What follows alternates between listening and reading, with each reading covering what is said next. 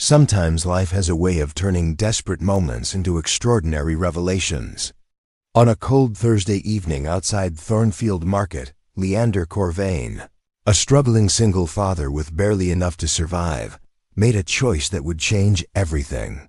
He spent his last $20 helping a stranger who seemed lost and vulnerable, never imagining that this woman was Ophelia Strain, heir to the largest grocery empire in the country and orchestrator of psychological games that tested the limits of human nature. What Leander didn't know was that Ophelia had been watching, studying, waiting for someone to prove that genuine kindness still existed in a world she believed was fundamentally selfish. 20 minutes after their encounter, 3 black SUVs pulled into the parking lot, and Leander's quiet life was about to collide with a woman who held the power to destroy or elevate everything he cared about. If you love stories of unexpected connections, moral challenges, and the kind of transformation that happens when 2 worlds collide, you won't want to miss this one. Subscribe now and join us on this journey, because sometimes the most dangerous games reveal the most beautiful truths.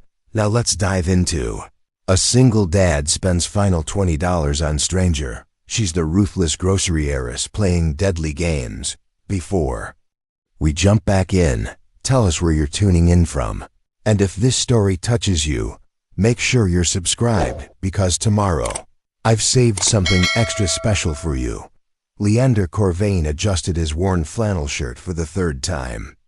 As he walked through the automatic doors of Thornfield Market, the largest grocery store in Millbrook Heights, the fluorescent lights buzzed overhead, casting harsh shadows across his weathered face. At 34, Leander carried himself like a man who had learned to shoulder burdens twice his size, his broad frame bent slightly from years of physical labor and sleepless nights. The late evening shift at the warehouse had just ended, and his muscles ached from moving inventory for 12 straight hours. His calloused hands gripped a crumpled shopping list written on the back of an envelope, the paper soft from being folded and refolded in his pocket throughout the week. $23.47. That was all he had until Fridays. Paycheck, and Friday felt like a lifetime away. Leander's apartment in the Oak Ridge complex wasn't much to look at, but it was home. The walls were thin enough that he could hear Mrs. Kellerman's television through the drywall, and the heating system made sounds like a dying animal, but the rent was affordable and the neighborhood was safe. That mattered more than aesthetics when you were raising a daughter alone. Emma. Just thinking about his 8-year-old daughter made his chest tighten with a mixture of love and overwhelming responsibility. She was currently at her friend Lily's house for a sleepover, giving Leander a rare evening to handle errands without worrying about bedtime routines or homework struggles. Emma never complained about their modest lifestyle, never asked why other parents drove newer cars or lived in bigger houses. She had her father's resilient spirit and her mother's bright smile, though Leander tried not to think about Sarah too often. 3 years had passed since Sarah walked out, leaving nothing but a note on the kitchen counter and a forwarded address in Seattle. The divorce papers had arrived 6 months later, along with child support payments that stopped coming after the 1st year. Leander had stopped trying to track her down after the 2nd year. Some people weren't built for the long haul, and Sarah had made her choice. Now it was just him and Emma against the world, and most days that felt like enough. But on evenings like this, when he was calculating whether he could afford both milk and bread, the weight of single parenthood pressed against his shoulders like a physical thing. Leander grabbed a red plastic basket and began navigating the aisles with practiced efficiency. Thornfield Market was massive, spanning nearly 2 city blocks with sections devoted to everything from organic produce to international cuisine. The Strain family empire had built their fortune on stores like this, creating spaces that were more than just grocery stores. They were community hubs complete with coffee shops, pharmacies, and even small banking centers. The irony wasn't lost on Leander that he worked in a warehouse that supplied products to stores. owned by one of the wealthiest families in the state. Yet he could barely afford to shop in those same stores. The Strain name was everywhere in Millbrook Heights. Strain Community Center, Strain Memorial Hospital, Strain Scholarship Foundation. They were the kind of old money that shaped cities and influenced politics, the kind of wealth that most people only read about in newspapers. He moved through the produce section, selecting the least expensive apples and a bag of carrots that were marked down because they were slightly past their prime. Emma loved apples, and he could stretch a bag over several days if he was careful. The carrots would go into a soup that could feed them for at least 3 meals. In the dairy section, Leander stood for a full minute staring at the milk prices. 2% was Emma's favorite, but it cost 30 cents more than the store-brand whole milk. 30 cents shouldn't matter, but when you had less than $25 to your name, every penny was a strategic decision. He reached for the store brand, then hesitated. Emma had been such a good sport about all their financial cutbacks lately. She never complained when he served her peanut butter sandwiches for dinner, or when they walked to school instead of driving. He grabbed the 2% milk, moving through the store. Leander's basket slowly filled with essentials: bread, eggs, a jar of peanut butter, some pasta, and a can of tomato sauce. Nothing fancy, nothing that couldn't be stretched into multiple meals. He had learned to be creative with limited ingredients, a skill that had developed out of necessity rather than passion. At the checkout counter, the teenage cashier scanned his items with the mechanical efficiency of someone who had processed thousands of similar transactions.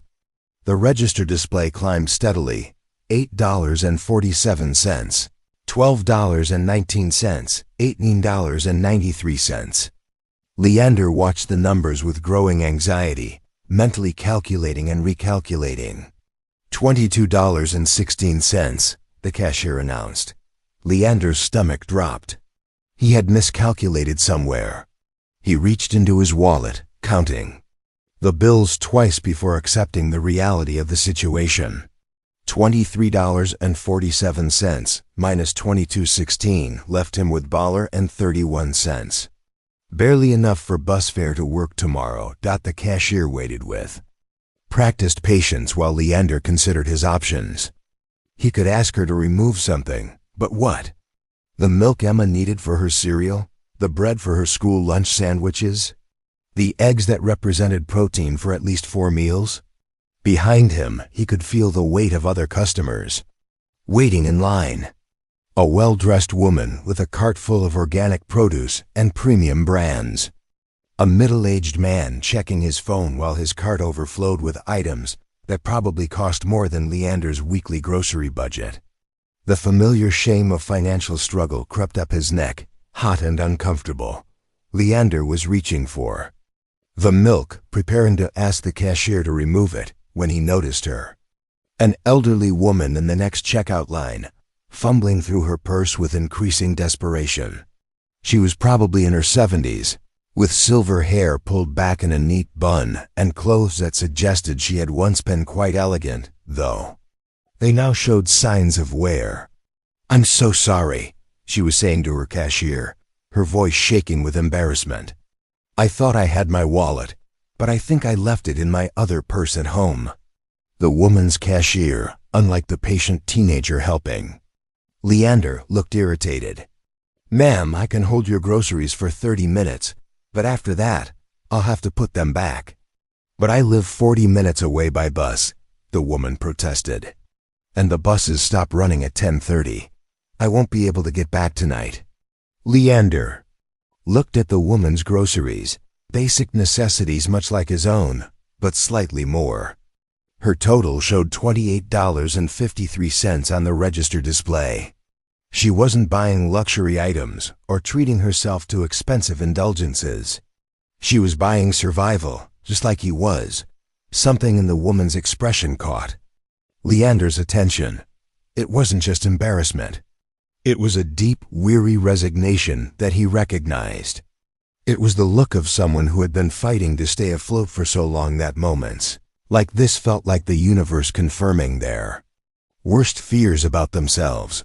The woman began removing items from her bags, trying to decide what she could do without. A container of soup, a small box of crackers, a bag of frozen vegetables. Each item she set aside seemed to diminish her a little more. Leander made his decision before he could talk himself out of it. "Excuse me," he said to the woman's cashier. "I'd like to pay for her groceries." The elderly woman turned to look at him, her eyes wide with surprise. "Oh no, dear. You don't need to do that. I'll just take what I can afford." "It's no trouble," Leander said, already walking over to her register. He pulled out his remaining money, knowing that what he was about to do would leave him with less than $4 to last until Friday. "We all need help sometimes." The cashier looked between them uncertainly. "Sir, her total is $28.53. Leander counted out 20 of his remaining dollars and handed them over. "This should cover most of it." The elderly woman's eyes filled with tears. "I can't let you do this. You look like you're shopping carefully too. Ma'am, I insist." Leander smiled, the same smile he gave Emma when she was worried about something beyond her control. "Besides, my daughter always tells me that doing good things makes good things happen." The woman studied his face for a long moment, as if trying to memorize his features. "What's your name, son?" "Leander Corvain." "I'm Dahlia Quenrick," she said, extending her hand. "And I want you to know that your kindness tonight means more than you could possibly understand." Preparing and narrating this story took us a lot of time, so if you are enjoying it, subscribe to our channel. It means a lot to us. Now back to the story. As Leander paid the difference and helped Dahlia gather her groceries, he felt something he hadn't experienced in months, a sense of purpose that extended beyond his own survival. Yes, he would have to eat peanut butter sandwiches for the rest of the week. And yes, he would have to walk to work to save bus fare. But he had helped someone who needed it more than he did. What Leander didn't notice was the woman in the expensive coat who had been standing behind him in the original line. She had watched the entire exchange with intense interest, her dark eyes missing nothing. As Leander helped Dahlia carry her groceries toward the exit, the woman pulled out her phone and made a call. "It's done," she said quietly into the phone. "We found him." 20 minutes later, as Leander walked through the parking lot of Thornfield Market with his reduced groceries, he felt the strange mixture of satisfaction and worry that always followed his more impulsive acts of generosity.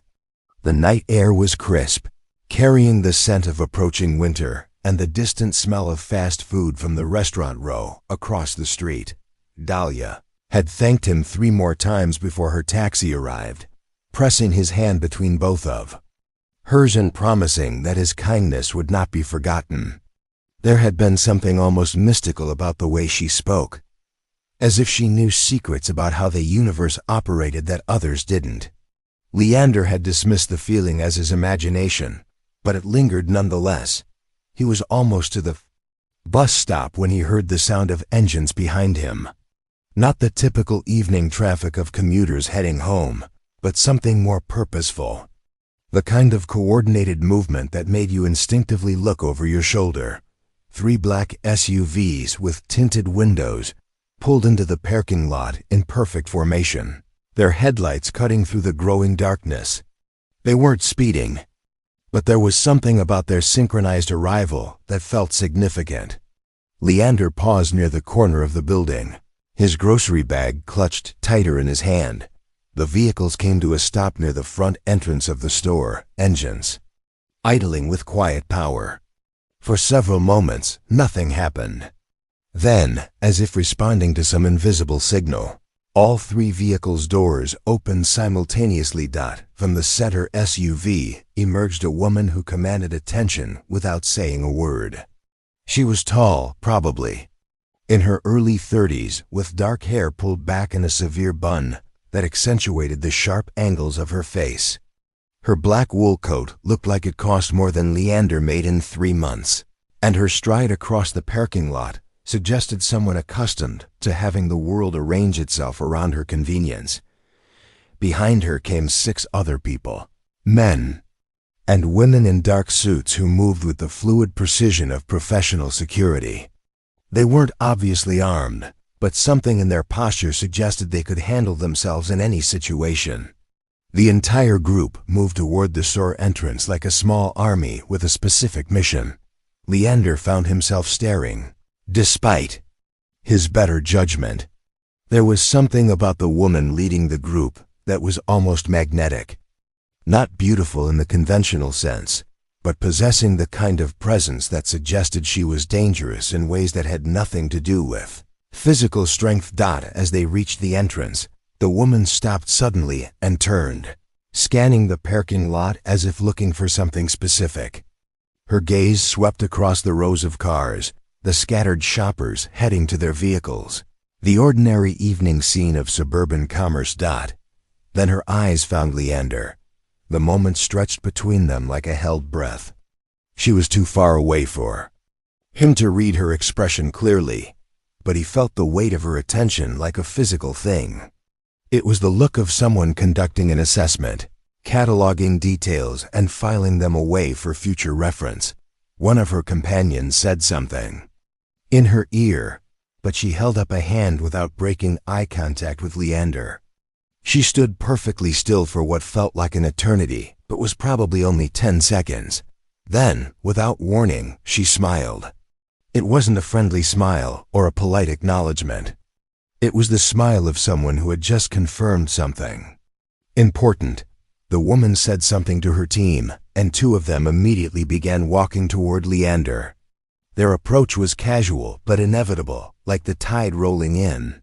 Leander's instincts screamed at him to run, but his legs felt rooted to the pavement. "Mr. Corvain," the first man said as they approached. He was probably in his 40s, with prematurely gray hair and eyes that missed nothing. "Miss Strain would like to speak with you." Strain. The name hit Leander like a physical blow. He looked back toward the woman by the store entrance with new understanding. Ophelia Strain, heir to the grocery empire that employed half the city and owned properties throughout the state. One of the most powerful people in Millbrook Heights was standing 50 yards away, and she wanted to talk to him. "I think there's been a mistake," Leander managed. "I don't know any Ms. Strain." The second man, younger but with the same professional demeanor, smiled politely. "There's no mistake, sir. Would you mind coming with us? It will only take a few minutes." It wasn't really a request. The way they flanked him, the presence of their colleagues visible in his peripheral vision, the expensive vehicles idling nearby, everything about the situation suggested that refusing wasn't actually an option. Leander followed them across the parking lot, his mind racing through possible explanations. Had he unknowingly committed some crime? Was there some connection between his act of kindness toward Dahlia and the sudden appearance of the Strain family heir? The whole situation felt surreal, like he had accidentally stepped into someone else's life. As they approached, Ophelia Strain dismissed her other companions with a subtle gesture.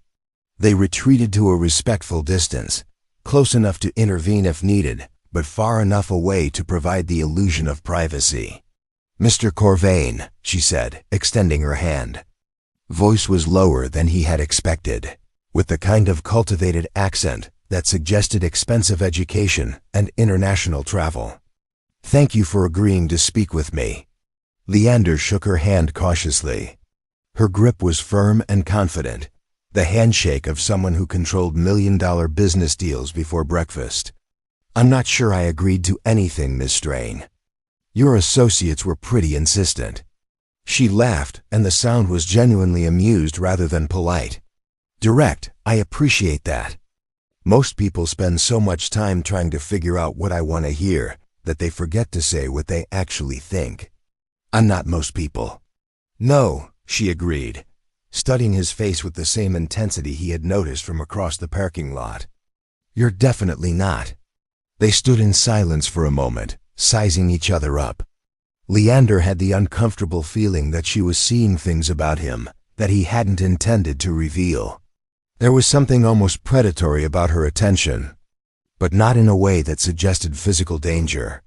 More like the focus of someone who studied human behavior as a professional necessity.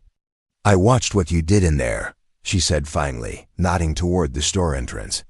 "With the elderly woman." Leander's confusion deepened. "You were watching me?" "Not specifically.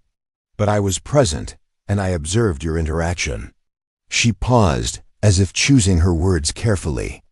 "Tell me, Mr. Corvain, what motivated you to spend money you clearly couldn't afford on a complete stranger?" The question felt like a test, though Leander couldn't determine what the right answer might be. She needed help. "I was able to help her. It wasn't complicated." "Even though helping her left you in a more difficult financial position?" "How do you?" Leander started to ask, then stopped. Of course she knew about his financial situation. If she had been watching him shop, she had seen him count and recount his money, seen him hesitate over every purchase. Yes, even then. Ophelia nodded, as if his answer confirmed something she had suspected. "Do you believe that good deeds are rewarded, Mr. Corvain?" "I believe that doing the right thing is its own reward. That's very noble, but not particularly practical." Leander felt a flash of irritation. "With respect, Miss Strain, I don't think practicality is something you've had to worry about much in your life." Instead of being offended, she seemed delighted by his response. "You're absolutely right. I've never had to choose between milk and bread. I've never had to walk to work to save bus fare. I've never had to explain to anyone why we can't afford things that other families take for granted." The accuracy of her observations was unsettling. "Then why are we having this conversation?" "Because," she said, "I'm conducting an experiment, and you just became a very interesting variable." The way she said experiment made Leander's skin crawl. There was something clinical about her tone, as if you were a specimen to be studied rather than a person to be respected. "I think I should go, of course. But before you do, I'd like to make you an offer." Leander waited, every instinct telling him that whatever she was about to propose would change his life in ways he couldn't predict or control. Ophelia reached into her coat and withdrew a business card. It was thick, expensive paper with embossed lettering. "Tomorrow is Saturday. I'd like to invite you to participate in a challenge." "What kind of challenge?" "The kind that could solve your financial problems permanently, or make them significantly worse." She smiled that predatory smile again. "But don't worry, Mr. Corvain. I have a feeling you're exactly the kind of person who would find my games interesting." Saturday morning arrived gray and cold, with the kind of overcast sky that made everything look slightly unreal. Leander sat at his small kitchen table, staring at Ophelia Strain's business card and wondering if he had dreamed the entire encounter from the night before. The card felt real enough, heavy and expensive between his fingers, with an address embossed in gold lettering: Strain Industries, Executive Offices, 1847 Millbrook Plaza, penthouse level. Emma had returned from her sleepover that morning full of stories about movies watched and games played, completely oblivious to her father's encounter with one of the most powerful women in the state. She was currently sprawled on their second-hand couch, reading a library book about dragons and occasionally sharing interesting facts about medieval mythology. "Dad, did you know that some dragons were considered good luck?" she called out. "They protected treasure, but not because they were greedy, because they understood value." "That's interesting, sweetheart," Leander replied, though his attention was divided between his daughter's commentary and the business card in his hand. The rational part of his mind insisted that he should throw the card away and pretend the previous evening had never happened. Ophelia Strain was clearly someone who operated by different rules than the rest of the world, and getting involved with her would almost certainly complicate his life in ways he couldn't anticipate. But the practical part of his mind, the part that had been calculating grocery costs and walking distances for months, kept focusing on her words, the kind that could solve your financial problems permanently. What would it mean for Emma if he never had to worry about money again? Real security, not just survival. College savings instead of choosing between school supplies and groceries. The ability to say yes when she asked for things that other parents provided without thinking twice. By noon, curiosity had won over caution. Leander arranged for Mrs. Kellerman to watch Emma for the afternoon, telling his elderly neighbor that he had an unexpected job interview. It wasn't entirely a lie, though he suspected whatever Ophelia had in mind would be unlike any job interview he had ever experienced. The Millbrook Plaza building dominated the downtown skyline, 43 floors of gleaming steel and glass that reflected the clouds like a mirror. Leander had walked past it hundreds of times, but had never had reason to go inside. The lobby was all marble and chrome, with a security desk staffed by guards who looked like they moonlighted as professional bodybuilders. "Leander Corvain," he told the receptionist. "I have an appointment with Miss Strain." The woman, impeccably dressed and speaking with the kind of polished professionalism that came from dealing with important people all day, made a phone call.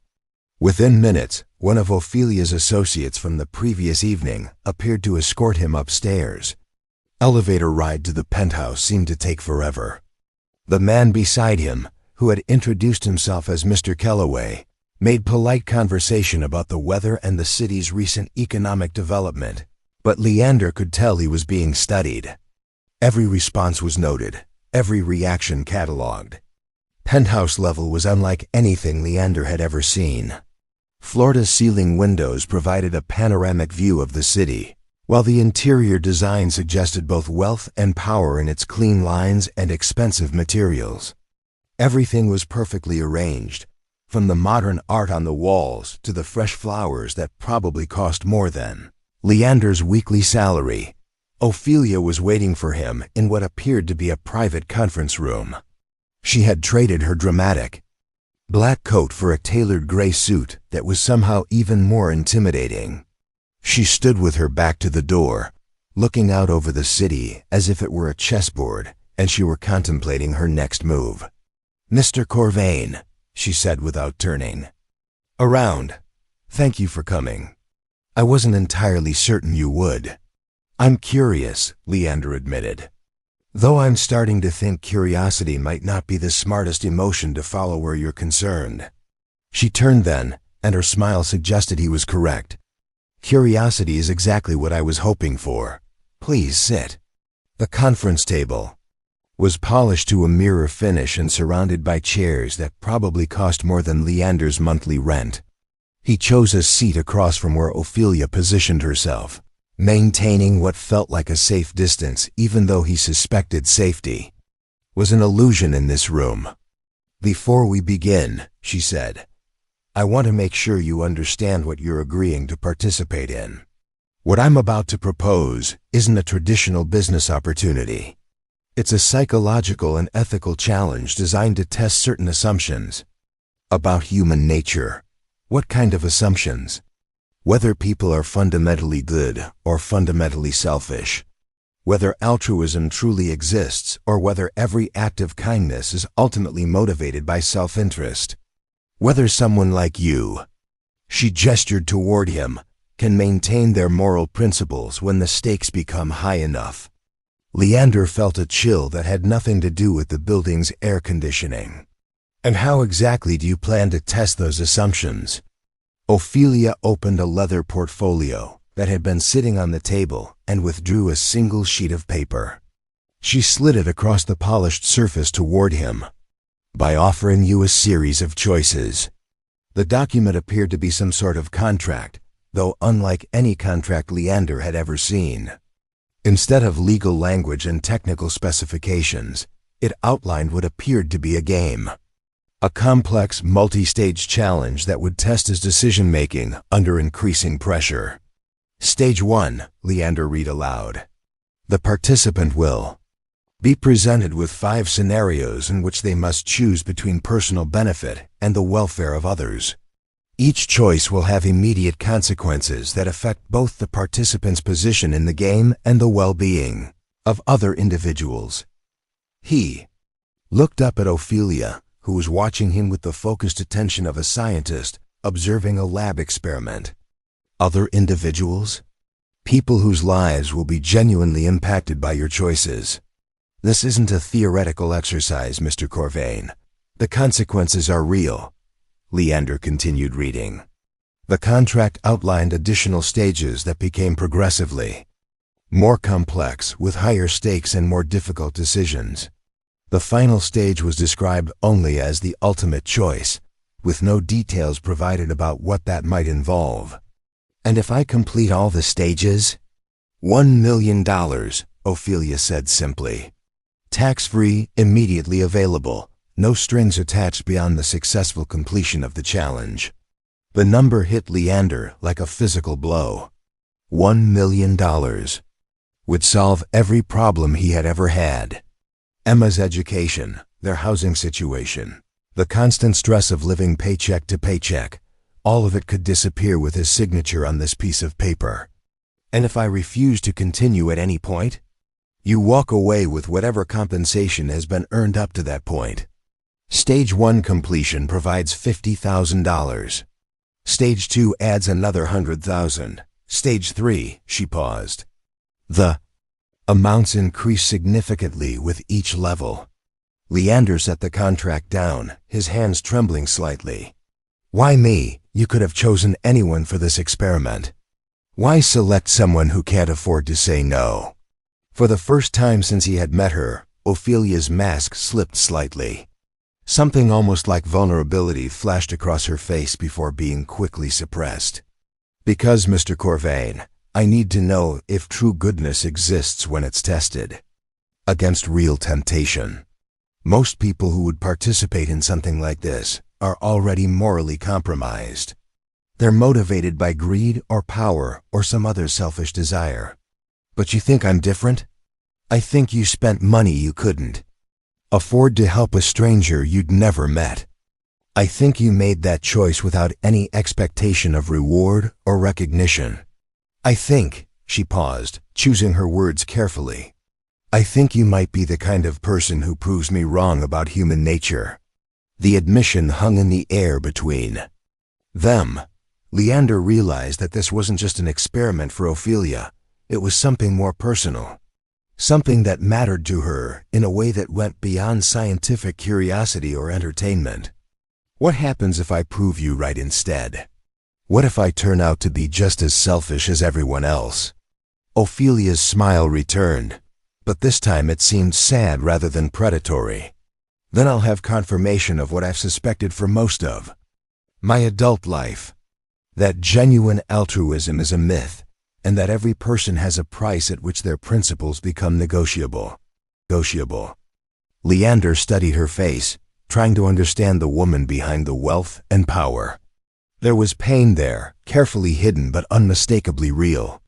Someone had hurt her deeply enough to make her question the fundamental goodness of humanity. And now she was using him to test whether her cynicism was justified. I need to think about this, he said finally. Of course. But I'll need your answer by tomorrow morning. The first challenge begins Monday, and timing is crucial for the scenarios I've arranged. As Leander prepared to leave, Ophelia handed him another business card. This one had a different number written on the back in elegant handwriting. My personal line, she explained. If you have questions or concerns that can't wait until tomorrow. Walking back through the marble lobby and out into the gray afternoon, Leander felt as if he were returning to a different world than the one he had left. The same city streets looked subtly altered, as if the conversation upstairs had shifted. His perspective on everything around him. He had 18 hours to decide whether to risk everything he was for the chance to become everything he had ever dreamed of being. And somewhere in the back of his mind, a voice that sounded suspiciously like Emma asking about dragons and treasure whispered, "Some things are worth protecting, but you have to understand their true value first." Sunday morning dawned clear and crisp, the kind of autumn day that made everything seem possible. Leander sat on his apartment building's front steps, watching Emma play with the neighborhood children in the small courtyard that served as their communal outdoor space. Her laughter mixed with the sounds of the other kids, creating a symphony of carefree joy that made his decision feel both simpler and more complicated. The business card with Ophelia's personal number had sat on his kitchen counter all night like an unexploded bomb. He had picked it up and set it down dozens of times, imagining conversations and rehearsing arguments. By sunrise, he still hadn't reached a clear decision. Emma bounded over to him, slightly out of breath from running. "Dad, are you okay? You look worried about something." Leander managed a smile, ruffling her dark hair. "Just thinking about work stuff, sweetheart." "Nothing for you to worry about. Is it about money again?" Emma's question was matter-of-fact rather than accusatory. At 8 years old, she already understood their family's financial reality better than most adults understood their own. "Sometimes grown-ups have to make difficult choices about money and work," Leander said carefully. "But no matter what happens, you and I are going to be fine. That's a promise." Emma studied his face with the serious expression she wore when trying to solve particularly challenging math problems. "Dad, remember when you told me that doing the right thing is more important than doing the easy thing?" "I remember." "Well, maybe whatever you're thinking about, you should ask yourself which choice is the right one instead of which one is the easy one." The wisdom of 8-year-olds could be devastatingly accurate. Leander pulled Emma into a hug, breathing in the scent of her shampoo and the lingering smell of the playground. Whatever choice he made would affect her life as much as his own. After lunch, while Emma was absorbed in an art project at the kitchen table, Leander finally dialed Ophelia's number. She answered on the second ring. "Mr. Corvain, I was hoping you would call. I have questions," he said without preamble. "I assumed you would. Would you prefer to discuss them over the phone, or would you like to meet somewhere more private?" Leander glanced at Emma, who was carefully coloring within the lines of a drawing that appeared to be a castle surrounded by friendly dragons. "Phone is fine. But I need complete honesty from you." "That's fair. Ask whatever you need to ask." "These other people whose lives will be affected by my choices, are they volunteers? Do they know they're part of your experiment?" There was a pause before Ophelia answered. "Some do, some don't. The scenarios are constructed to test genuine reactions, which sometimes requires a degree of uncertainty from the participants." "That sounds like manipulation." "It is manipulation," Ophelia agreed readily, "but not malicious manipulation. Think of it as controlled circumstances designed to reveal authentic behavior, like a psychological study or a social experiment." "And you're comfortable with that?" "Comfortable? No, but I believe the knowledge gained justifies the methods employed. We learn nothing about human nature by studying people who are performing for an audience they know is watching." Leander absorbed this information, trying to decide whether her reasoning made the approach more or less ethical. "What happens to these people after the experiment is over? If my choices negatively impact their lives, do they receive any compensation or support?" "Everyone involved will be fully compensated for any inconvenience or minor hardship they experience. And I want to be clear, none of the scenarios involve permanent harm or genuine danger. The stakes are real but not catastrophic.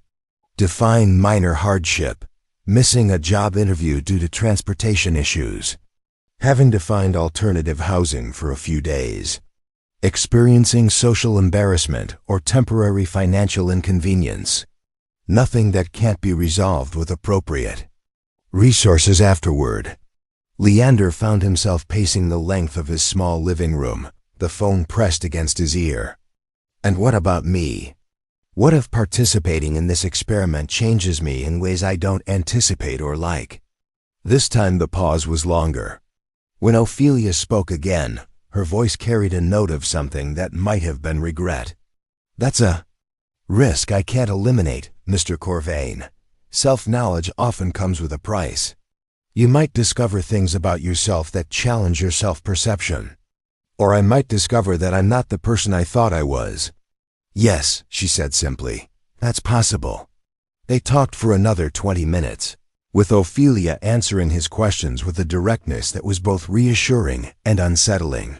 She didn't try to minimize the psychological complexity of what she was proposing, nor did she attempt to convince him that participation would be easy or pleasant. One more question, Leander said as the conversation wound down. Why is this so important to you? What do you gain from proving or disproving the existence of genuine altruism?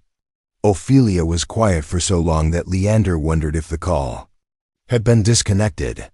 Finally she spoke, and her voice was softer than he had heard it before. When I was 12 years old, my father's business partner embezzled nearly $2 million from their company. The man had been my father's best friend for 20 years. He had been to every birthday party, every Christmas celebration. He was practically family. Leander waited, sensing that interrupting would break whatever spell was allowing her to share this information. The theft nearly destroyed my father's company and our family's reputation. My father never recovered from the betrayal. He spent the rest of his life believing that everyone had a price, that loyalty and friendship were just convenient fictions people maintained until something better came along. And you inherited his cynicism. I inherited his empire and his worldview. Every business deal, every personal relationship, every act of apparent kindness I've witnessed since then has ultimately revealed some underlying selfish motive. People want my money, my connections, my influence. They perform goodness when they think it will benefit them. The pain in her voice was unmistakable now, carefully controlled, but undeniably real. So this experiment is personal for you. Completely personal, Ophelia admitted. I need to know if my father was right. If genuine goodness exists, or if it's just an elaborate performance that people maintain until the stakes get high enough. And if I prove that goodness exists, then maybe there's hope for the world, and maybe there's hope for people like me. After the call ended, Leander sat in his living room for a long time, watching Emma add details to her dragon castle. The innocent concentration on her face reminded him of all the reasons he wanted to believe in goodness, both in himself and in the world she would inherit. Emma looked up from her drawing. Dad, do you think people are basically good or basically bad? The timing of her question was so perfect that Leander wondered if she had somehow overheard his conversation. What do you think, sweetheart? I think most people are good, but sometimes they get scared or confused and make bad choices.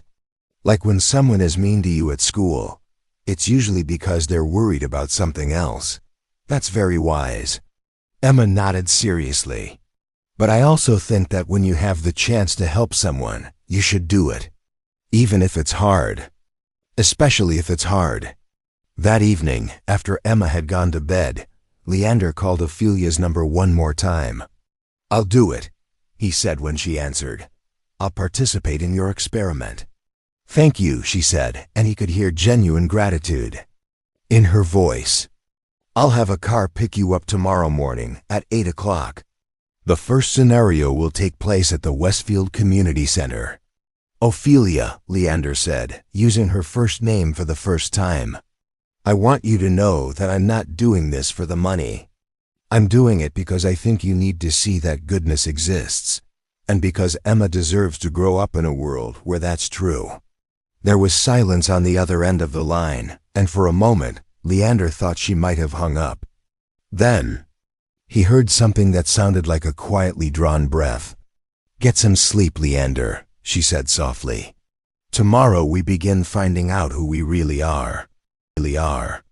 Monday morning arrived with the precision of a military operation. At exactly 8 o'clock, a sleek black sedan pulled up outside Leander's apartment building, its engine purring with the quiet confidence of expensive engineering. The driver, a woman in her 40s with silver-streaked hair and the alert posture of someone accustomed to handling sensitive situations, introduced herself as Miss Vance. Good morning, Mr. Corvain, she said as Leander settled into the leather interior. Miss Strain asked me to brief you on today's parameters during the drive. The Westfield Community Center was located in one of Millbrook Heights' older neighborhoods, where tree-lined streets gave way to modest homes and small businesses that served the local residents. As they drove, Ms. Vance explained the first scenario with the clinical precision of someone reading a weather report. Today you'll be participating in what appears to be a job interview process, she said, consulting a tablet that displayed detailed notes. The position is assistant manager at a community resource center that helps low-income families access social services. The salary is $48,000 annually, with full benefits and opportunities for advancement. Leander felt his pulse quicken. $48,000 was nearly double his current warehouse salary, and the benefits alone would transform his family's financial security. What's the challenge? There will be 3 other candidates interviewing for the same position today. Each of them has compelling personal circumstances that make the job crucial to their well-being. Your choices during the interview process will determine not only whether you receive the position, but how those choices affect the other candidates. The sedan pulled into the community center's parking lot, a modest space surrounded by buildings that showed their age but had been well maintained. Ms. Vance handed Leander a folder containing background information about the job and the organization. Remember, she said as he prepared to get out, your goal is to navigate the situation according to your own moral compass.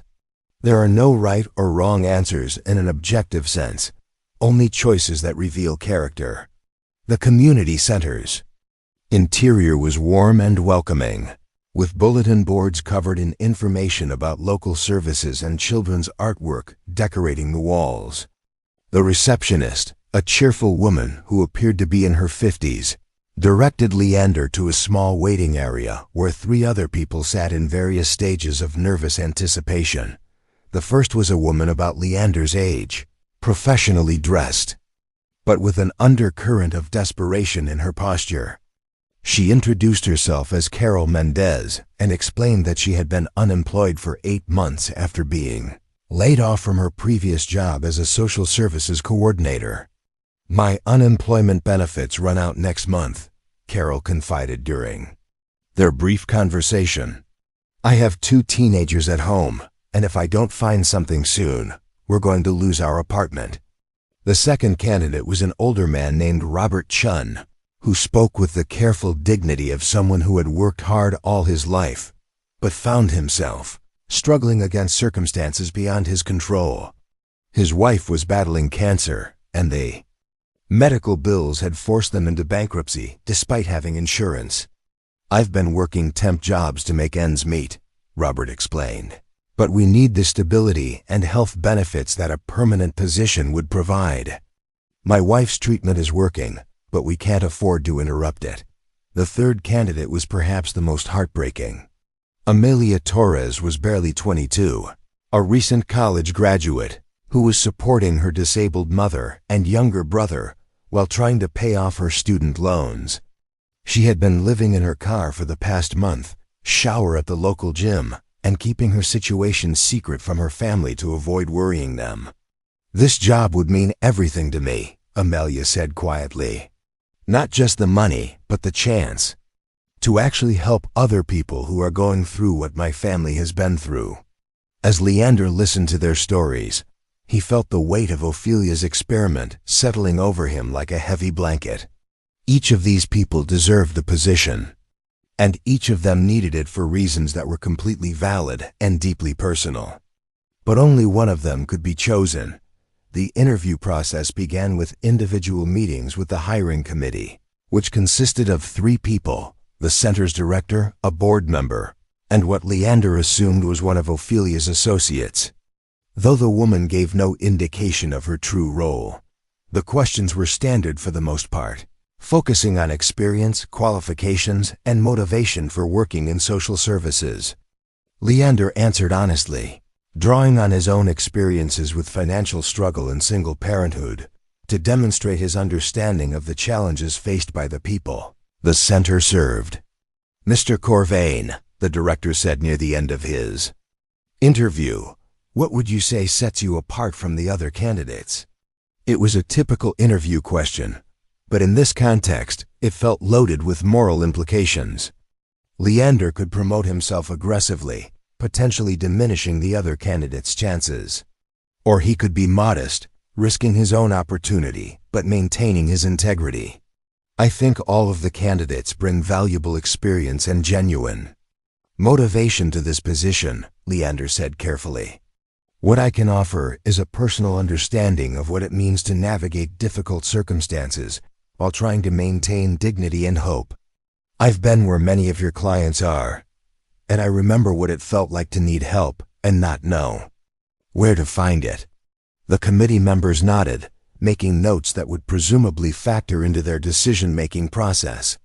After the individual interviews, the candidates were asked to participate in a group exercise designed to test their collaborative problem-solving abilities. They were given a hypothetical scenario involving a family facing eviction and asked to develop a comprehensive plan to address their needs. This was where Leander began to understand the true nature of Ophelia's test. As the group worked together, opportunities arose to either support or undermine the other candidates. Carol had extensive experience with housing assistance programs, but seemed hesitant to share her knowledge, perhaps fearing it would make her less unique. Robert had connections with local healthcare providers that could benefit the hypothetical family, but he was clearly debating whether revealing those connections might hurt his own chances. Amelia, meanwhile, was quietly developing innovative solutions that demonstrated both creativity and deep understanding of systemic poverty issues. Her ideas were excellent, but she lacked the confidence to present them forcefully. Leander found himself at a crossroads that perfectly embodied the moral complexity Ophelia had designed. He could dominate the discussion, showcasing his own abilities, while allowing the other candidates to fade into the background. He could remain passive, letting the others compete among themselves while staying safely neutral. Or he could actively work to help all the candidates succeed, even if it meant reducing his own chances of being selected. The choice, when it came, felt inevitable rather than calculated. When Carol hesitated to share her housing program knowledge, Leander encouraged her to speak up, asking specific questions that allowed her expertise to shine. When Robert seemed reluctant to mention his healthcare connections, Leander created openings in the conversation that made sharing that information feel natural rather than boastful. Most importantly, when Amelia's brilliant ideas were being overlooked by the committee members, Leander made sure to highlight her contributions and build on her suggestions in ways that demonstrated their value. Amelia's point about addressing transportation barriers is crucial, he said at one point. Without reliable transportation, even the best housing assistance program becomes inaccessible. Her suggestion about partnering with the local bus authority to provide subsidized passes could be the key to making this family situation sustainable long-term. By the end of the group exercise, all 4 candidates had been able to showcase their strengths and demonstrate their value to the potential employers. They had also developed a comprehensive, creative solution to the hypothetical family's problems that was better than anything any of them could have created individually. As they waited for the committee's decision, Carol leaned over to Leander. "Thank you," she said quietly. "I know what you did in there, and I want you to know it meant a lot." Robert nodded his agreement. "Most people would have seen us as competition to be eliminated. You treated us as colleagues to be supported." Amelia's eyes were bright with emotion she was trying to control. "I've never had anyone believe in my ideas like that before. Whatever happens with this job, you gave me something important today." When the committee called them back in to announce their decision, Leander felt strangely calm.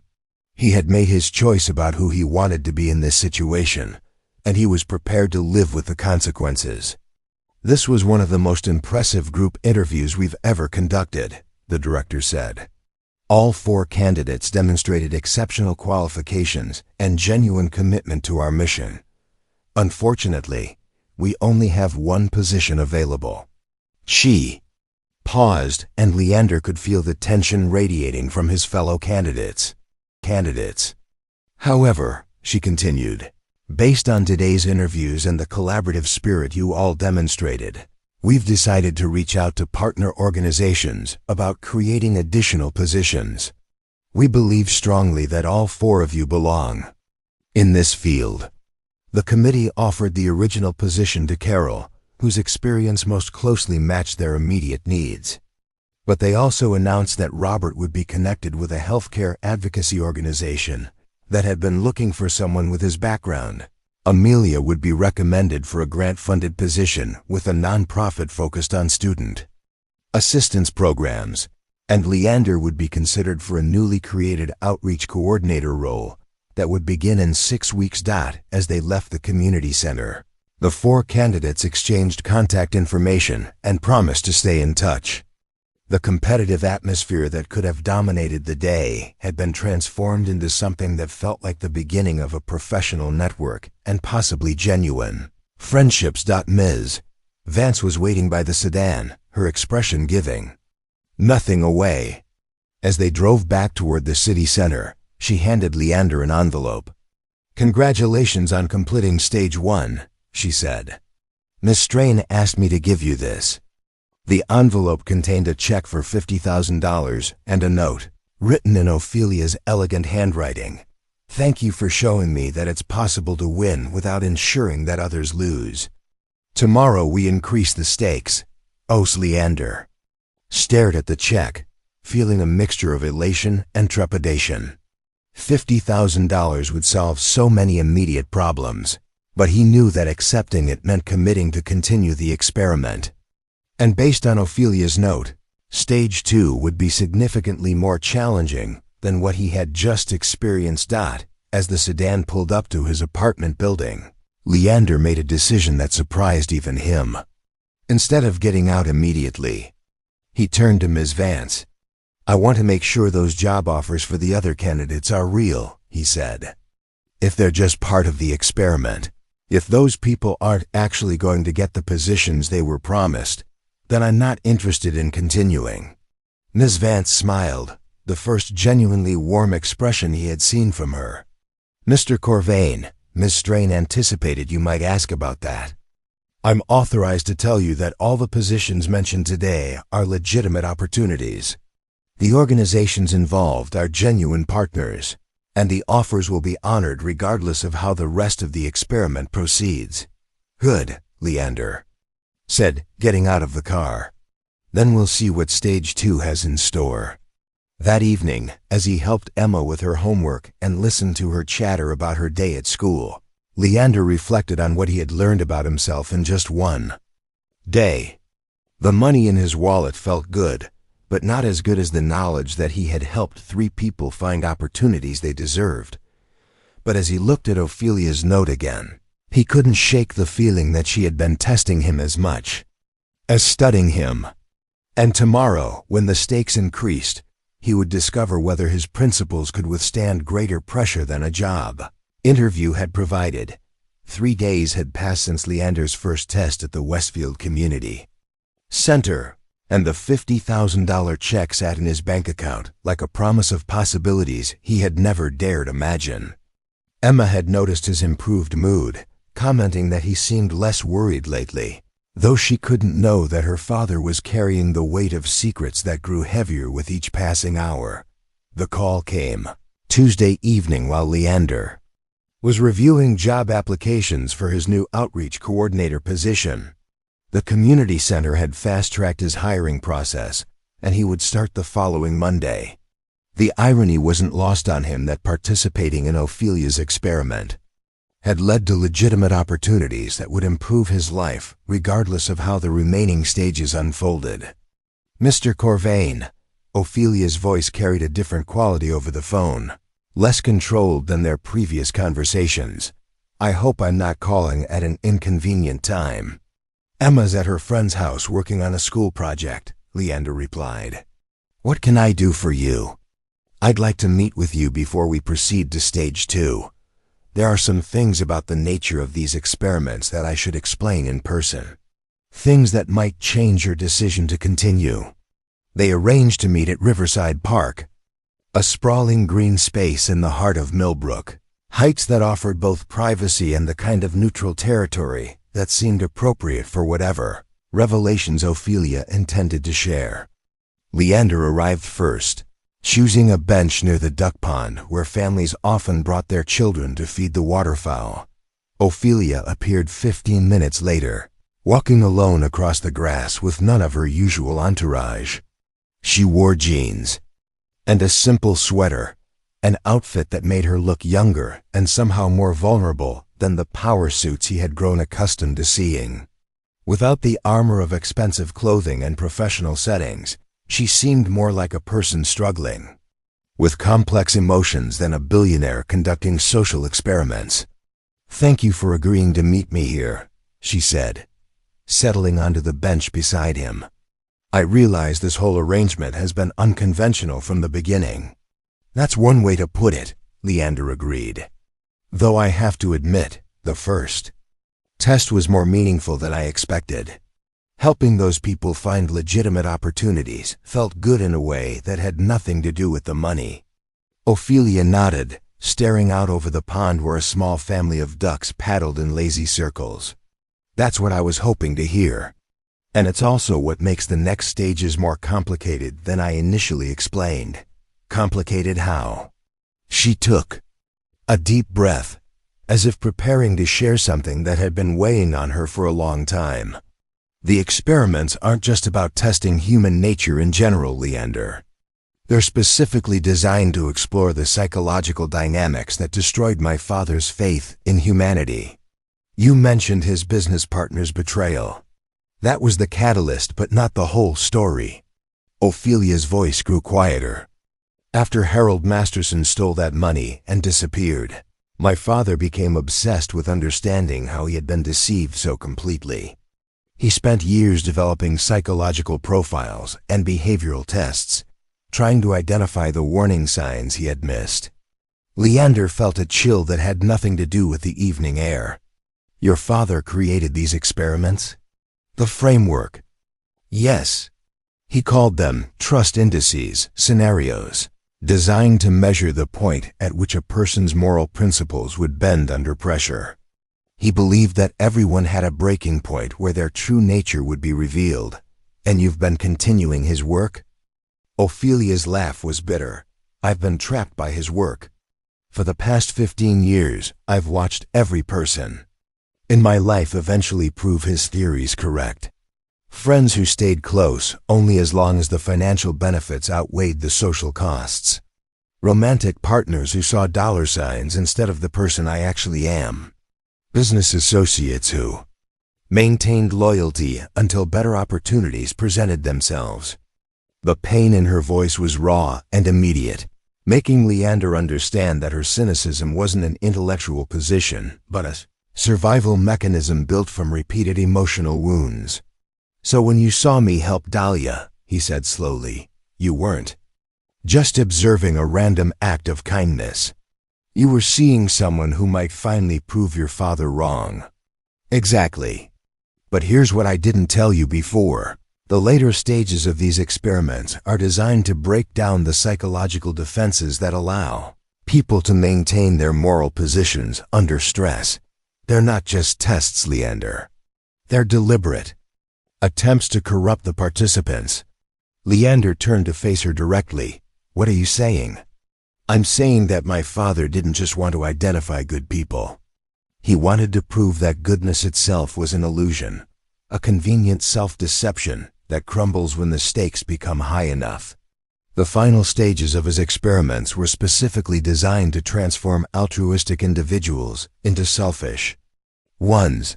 The implications hit Leander like a physical blow. "You're telling me that continuing with this process might fundamentally change who I am as a person?" "It's possible," Ophelia admitted. "The psychological pressure is designed to escalate until participants abandon their principles to protect themselves or the people they care about. My father believed that forcing people to choose between their values and their survival would reveal the true nature of human morality. They sat in silence for several minutes, watching the ducks navigate the increasingly dark water. Leander's mind raced through the implications of what Ophelia had revealed. The woman sitting beside him wasn't just conducting an experiment. She was potentially subjecting him to psychological manipulation that could alter his fundamental sense of self. "Why are you telling me this now?" he asked finally. "You could have let me continue without knowing the full scope of what I was agreeing to." Ophelia's voice was barely above a whisper. "Because over the past few days, I've started to hope that you might actually be different. That you might be the person who proves my father wrong. And if there's a chance that's true, then you deserve to make an informed choice about whether to continue. What happens if I walk away now? You keep the money from stage 1. You take the job at the community center. You go back to your life with Emma, and you never hear from me again. And if I continue? Then we proceed to stage 2, which will test your principles against your personal relationships. Stage 3 will challenge your moral boundaries against your survival instincts. And stage 4, she paused. Stage 4 is designed to force you to choose between saving yourself and saving someone else. Leander absorbed this information, feeling the weight of the decision settling over him. He thought about Emma, about the security that $50,000 had already provided, about the stable job that would allow him to be the father she deserved, but he also thought about Ophelia, sitting beside him with the haunted look of someone who had spent 15 years believing the worst about human nature, because that's all she had ever been shown. "What do you want to happen, Ophelia?" he asked. "Not what your father wanted to prove, not what the experiments are designed to accomplish, but what do you personally hope will be the outcome?"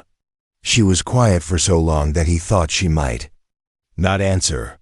When she finally spoke, her voice carried a vulnerability that made him realize how much courage it had taken for her to arrange this conversation.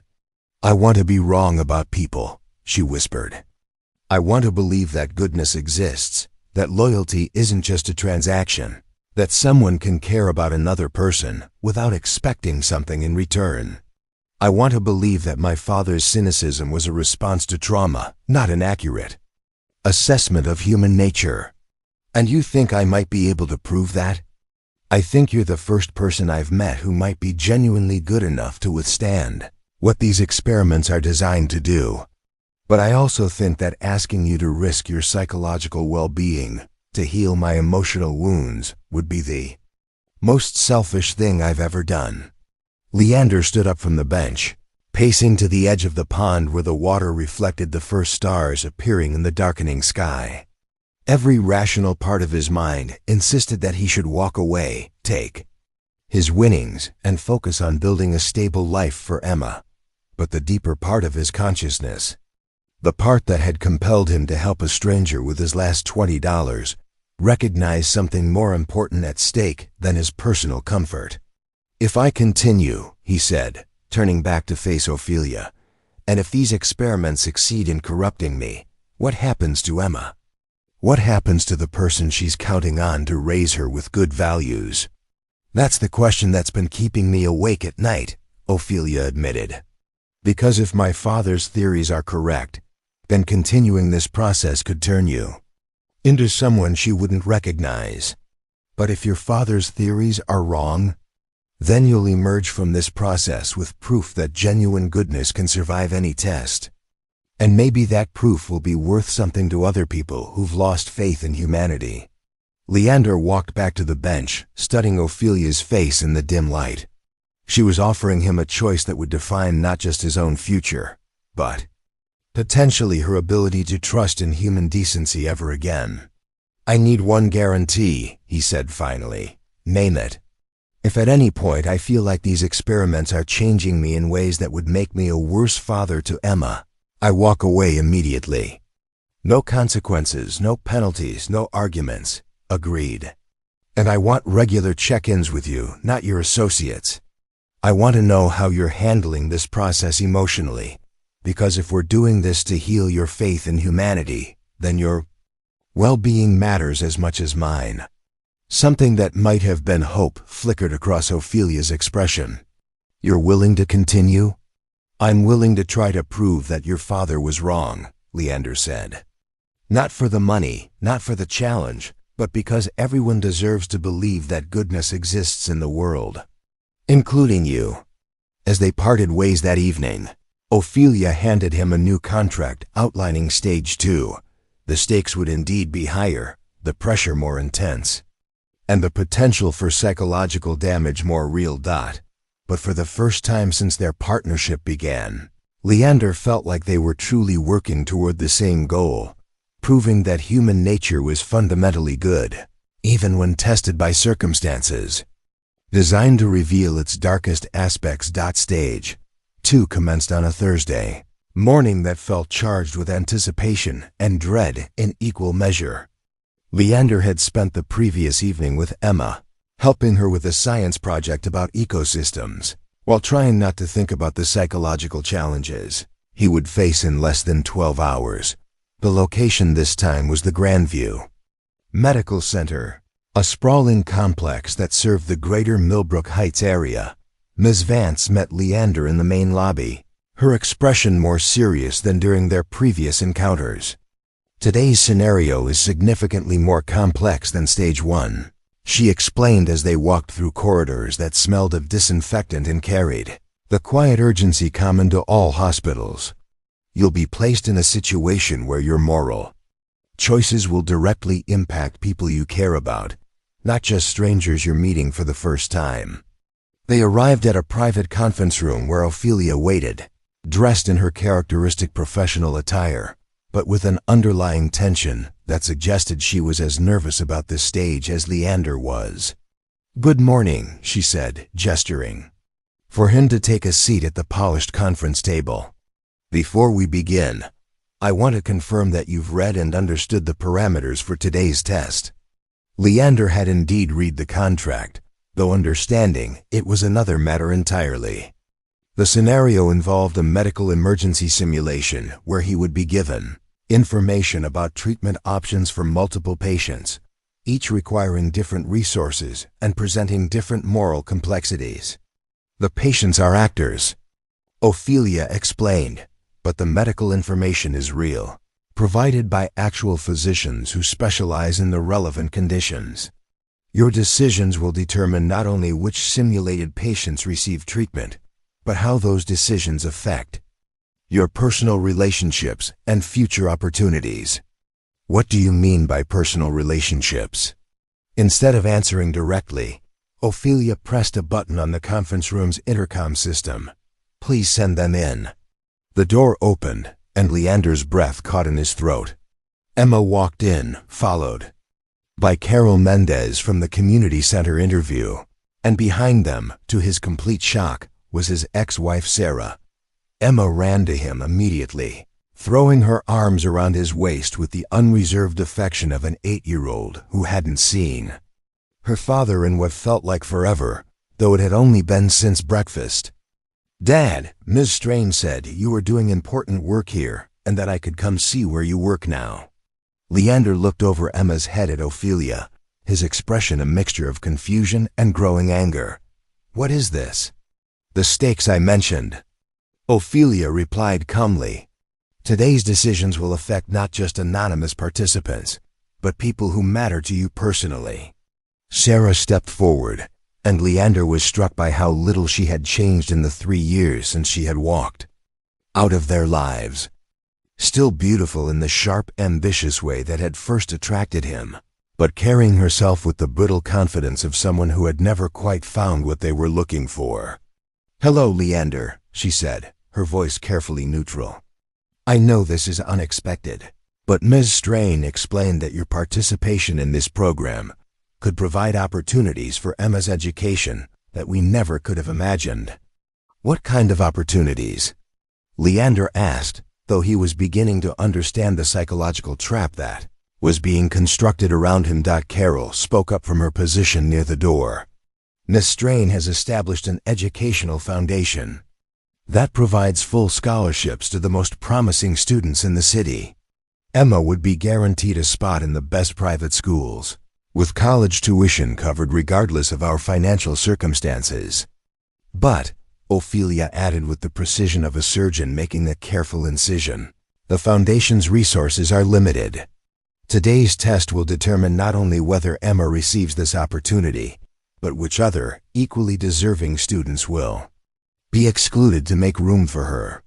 The elegance of the psychological manipulation was breathtaking in its cruelty. Ophelia had taken everything Leander cared about, his daughter's future, his relationships with people he had tried to help, even the complicated emotions surrounding his failed marriage, and turned them into weapons designed to test his moral boundaries. "This is why you wanted to meet yesterday," Leander said, his voice tight with controlled anger. "You knew that once I understood what you were really doing, I would need to see Emma before deciding whether to continue. I wanted to give you every possible advantage," Ophelia replied, "including the motivation that comes from having something meaningful at stake." The scenario that unfolded over the next 4 hours was a masterpiece of psychological complexity. Leander was presented with medical cases involving 5 different patients, each requiring expensive treatment that would consume significant resources from Ophelia's foundation. The catch was that the foundation only had enough money to fully treat 3 of the 5 cases.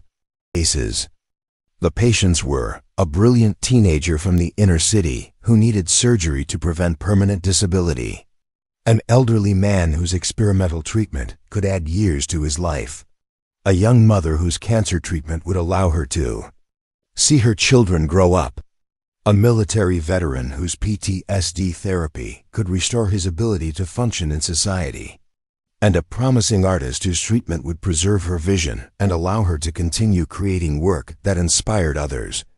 Each case was presented with meticulous detail, complete with family interviews, medical records, and long-term prognosis information. The actors portraying the patients were skilled enough to make their stories feel completely real, their desperation and hope palpable in ways that made the impossible choices feel genuinely devastating. But the true test wasn't just about allocating medical resources. It was about the personal incentives Ophelia had woven into each decision. If Leander chose to fully fund the teenager's surgery, Carol would be offered a position as the Foundation's medical liaison, providing her with the stable income her family desperately needed. If he prioritized the elderly man's treatment, Sarah would receive a consulting contract that would allow her to move back to Millbrook Heights and be more involved in Emma's life. Most insidiously, if Leander selected the young mother's case, Emma would automatically qualify for the educational scholarship, regardless of how the other selections affected the Foundation's resources. As the day progressed and the deadline for decisions approached, Leander found himself facing the exact scenario his father-in-law had designed, a situation where doing good for strangers required sacrificing opportunities for the people he loved most. Sarah, who had remained quietly supportive throughout most of the process, finally approached him during a break in the proceedings. "Leander," she said, her voice carrying emotions that were difficult to interpret, "I know I don't have the right to ask you for anything after what I did to our family, but Emma deserves every advantage we can give her. This scholarship could change her entire life, and all I have to do is choose her future over the life of someone else's daughter." "You're not responsible for fixing everyone's problems," Sarah replied. "You're responsible for taking care of your own daughter." It was a reasonable argument, the kind of rational self-interest that most parents would not only understand but actively embrace. The fact that it came from Emma's mother, who had given up her own parental rights to pursue opportunities elsewhere, added layers of irony that weren't lost on either of them. Emma, meanwhile, had spent the day quietly observing the adult conversations and medical presentations with the serious attention she brought to everything she didn't fully understand. During one of their private moments, she climbed onto Leander's lap and asked the question that cut to the heart of everything. "Dad, are you trying to help people like you helped that lady at the grocery store?" Something like that, sweetheart. And it's really hard because you have to choose who gets helped and who doesn't. Leander nodded, amazed by his daughter's ability to distill complex moral issues into their essential components. Emma was quiet for a moment, then looked up at him with the earnest expression she wore when working through difficult problems. Mom and Ms. Carroll keep talking about how whatever you choose will be good for me. But what if what's good for me isn't what's right? The question hung in the air like a challenge to everything the adults in the room had been assuming about motivation and moral decision-making. Emma, at 8 years old, had identified the central conflict that Ophelia's experiments were designed to exploit, the tension between personal loyalty and universal ethics. As the deadline approached, Leander realized that the true test wasn't about choosing which patients would receive treatment. It was about whether he would allow his love for Emma to override his commitment to making decisions based on need rather than personal benefit. The choice, when he finally made it, surprised everyone in the room, including himself. I can't participate in a process that requires me to value one person's life over another's based on how their treatment might benefit my family, he announced to the assembled group. But I also can't walk away and let people die because the moral framework is flawed. Instead of selecting 3 patients to receive full treatment, Leander proposed redistributing the Foundation's resources to provide partial treatment for all 5 cases, supplemented by fundraising efforts and partnerships with other medical organizations. It's not as elegant as your original scenario, he told Ophelia, but it's the only solution I can live with. Everyone gets help, nobody gets abandoned, and the decisions are made based on medical need rather than personal connections. The room fell silent as the implications of his choice became clear.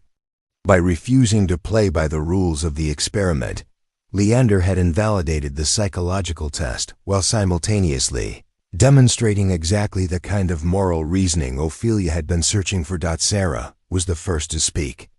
That's very noble, Leander, but it means Emma won't get the scholarship. Then we'll find other ways to pay for her education, he replied. Ways that don't require other people to suffer for our benefit. Ophelia watched the exchange with an expression that was impossible to read. When she finally spoke, her voice carried a note of something that might have been admiration. Congratulations, Mr. Corvain. You've just done something that no previous participant in these experiments has ever accomplished. What's that? You've changed the rules instead of letting the rules change you. The aftermath of Stage 2 created a calm that felt more ominous than peaceful. Emma had been returned home with promises of ice cream and explanations that her father was working on important projects that help people, while the adults remaining in the conference room struggled to process what had just occurred. Ophelia dismissed her associates and asked Leander to remain behind for what she called a debrief session. Sarah lingered as well, clearly expecting to be included in whatever conversation would follow. But Ophelia's polite request for privacy sent her away with barely concealed frustration. You realize that what you did today invalidates the entire experimental framework, Ophelia said once they were alone.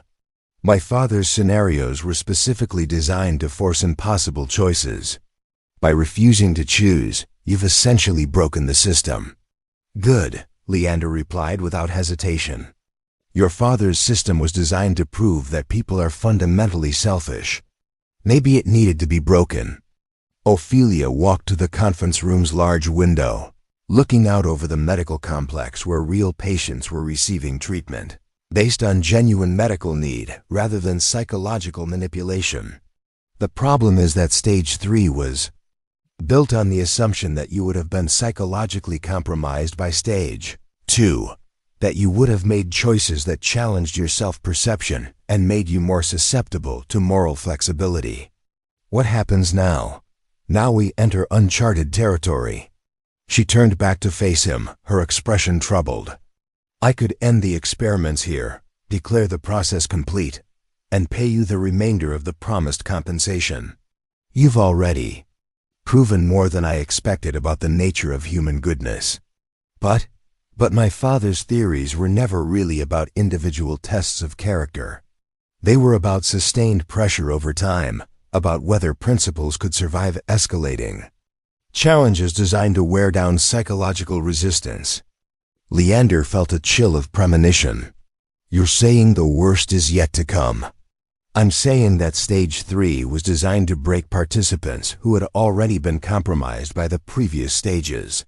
For someone who has remained psychologically intact, the pressure might be, she paused, seeming to search for the right words, potentially devastating.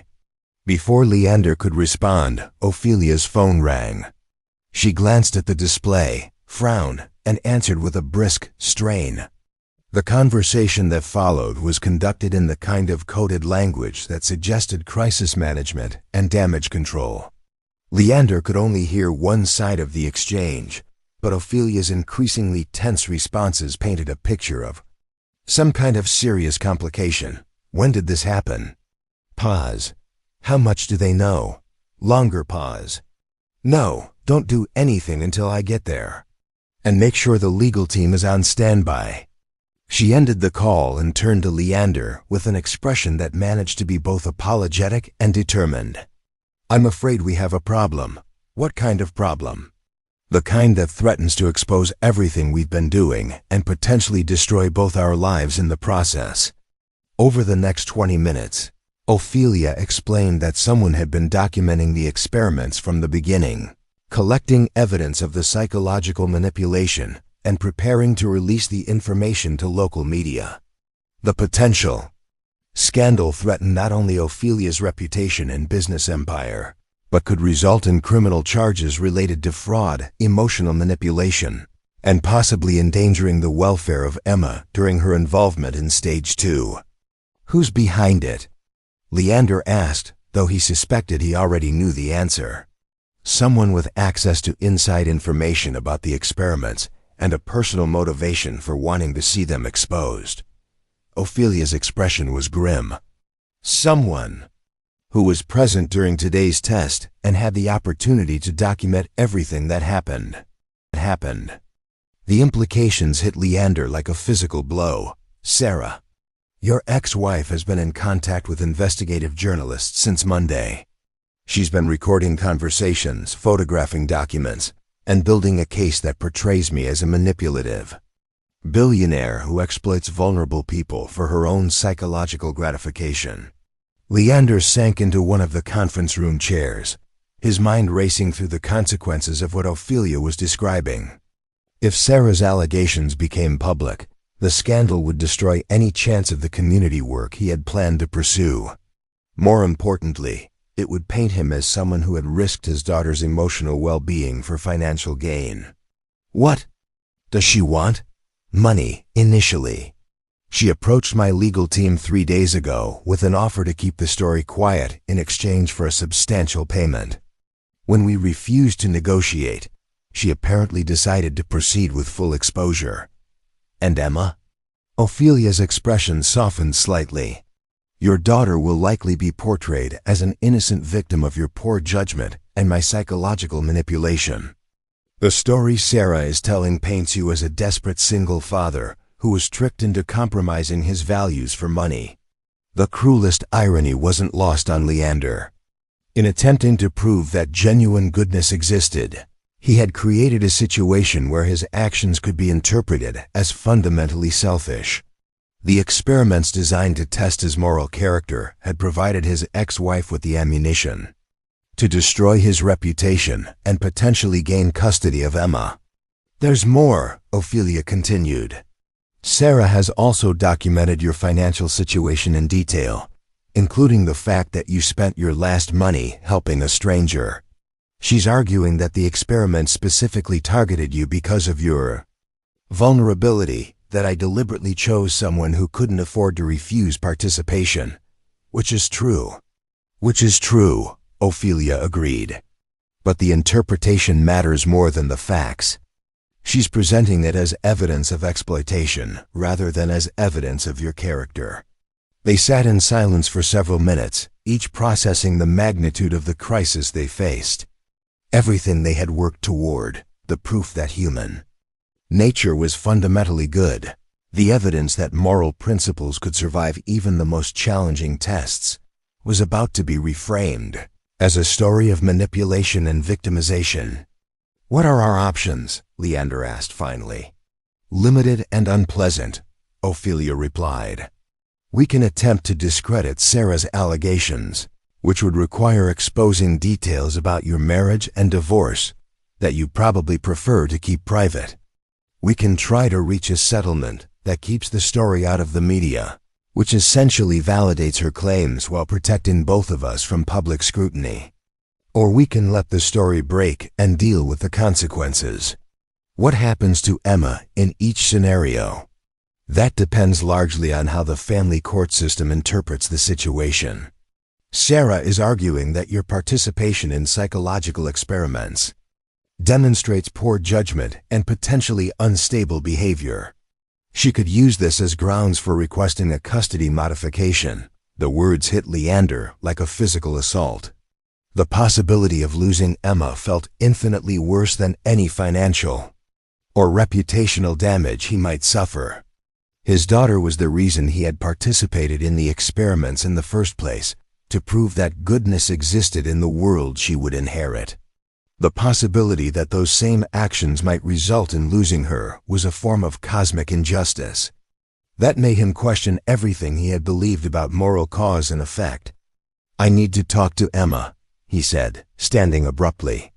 "I need to explain what's happening before she hears it from someone else." "Leander, wait." Ophelia rose as well, reaching out as if to stop him. "There might be another option." "What kind of option?" Stage 3 was designed to test whether participants would sacrifice their principles to protect the people they love.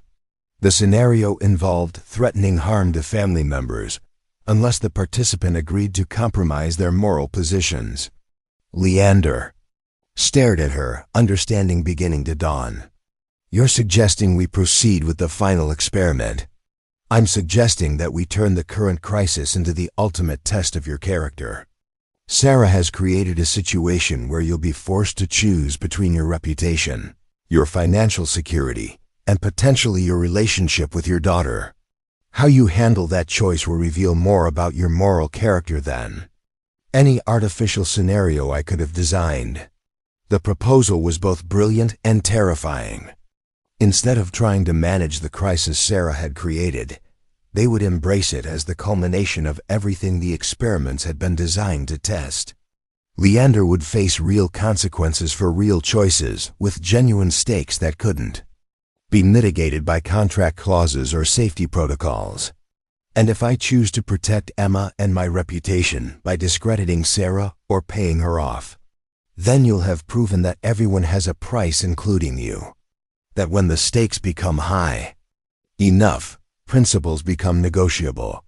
And if I choose to face the consequences honestly, regardless of what it costs me," Ophelia's smile was sad but genuine, "then you'll have proven that genuine goodness exists, even when it requires genuine sacrifice.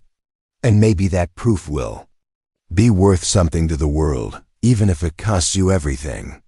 As Leander left the medical center that evening, walking through the parking lot where this whole strange journey had begun with a simple act of kindness, he realized that Ophelia had been right about one thing.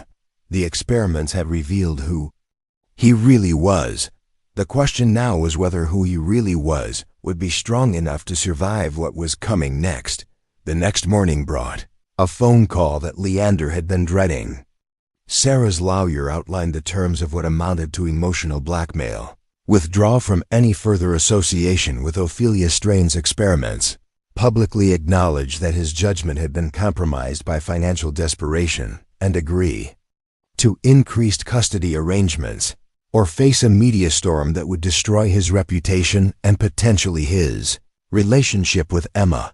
Leander listened to the demands while Emma ate breakfast at their small kitchen table, completely unaware that her future hung in the balance of her father's response. When the lawyer finished speaking, Leander asked for 24 hours to consider the proposal. "Dad, you look worried again," Emma observed, setting down her spoon. Is it the important work you're doing? Instead of deflecting as he had been doing for days, Leander decided his daughter deserved the truth. Emma, I need to tell you something about the work I've been doing with Miss Strain. He explained the situation in terms an 8-year-old could understand. That he had been trying to prove people were fundamentally good, that it had created some problems with her mother, and that he now faced a choice between protecting himself and standing by what he believed was right. Emma listened with the serious attention she gave to all important conversations. When he finished, she was quiet for a long moment. Dad, remember when you helped that lady at the store? You didn't help her because you thought it would make good things happen to you. You helped her because it was the right thing to do. The simple wisdom cut through all the complexity of lawyers and media threats and custody battles. Emma was right. The motivation mattered more than the consequences. That afternoon, Leander called a press conference. Standing outside the community center where he would soon begin his new job, he faced a dozen reporters and cameras with Emma beside him and Ophelia standing supportively nearby. I participated in psychological experiments designed to test human nature, he began, his voice steady despite his racing heart. I did it because I wanted to prove that goodness exists, even when it's tested by difficult circumstances. I stand by that choice, and I stand by the results. He acknowledged the controversy, accepted responsibility for any mistakes in judgment, but refused to apologize for trying to demonstrate that people could choose principles over self-interest. My daughter is watching, he concluded, and I want her to see that sometimes doing the right thing costs more than doing the easy thing, but that doesn't make it less right. The story that emerged from the press conference was more nuanced than Sarah's lawyers had predicted. While some outlets focused on the manipulation and questionable ethics of the experiments, others were drawn to the larger questions about human nature and moral courage that the story raised. More importantly, the family court judge who reviewed the custody petition was impressed by Leander's willingness to face public scrutiny rather than compromise his principles. The ruling maintained existing custody arrangements while noting that Leander's actions, while unconventional, demonstrated moral character rather than poor judgment. 3 months later, Ophelia announced the establishment of a legitimate foundation dedicated to studying and promoting ethical behavior in business and society. The controversial experiments were ended, but the questions they had raised continued to generate meaningful dialogue about human nature and moral education. Leander's new position at the community center had grown into something more significant than anyone had expected, as people drawn by the story of his moral courage sought out the services and support the center provided. 1 year later, Leander stood in the grand opening ceremony of the Millbrook Heights Center for Ethical Leadership, a facility that had grown from the community center where he first proved that goodness could survive any test. Emma, now 9, and more confident than ever, cut the ribbon alongside Ophelia and the mayor, her smile bright with pride in her father's accomplishments. The center had become something neither Leander nor Ophelia had originally envisioned, a place where people from all walks of life came to explore questions of moral courage and ethical decision-making. The programs included everything from business ethics workshops to character education for young people, all built on the foundation that genuine goodness was not only possible but essential for a healthy society. "Dad, look," Emma called out, pointing toward the entrance where a bronze plaque had been installed. The inscription read, "In recognition that the smallest acts of kindness can reveal the greatest truths about human nature." Ophelia approached them, carrying an envelope that she handed to Leander with a smile that had become genuinely warm over the months of their friendship.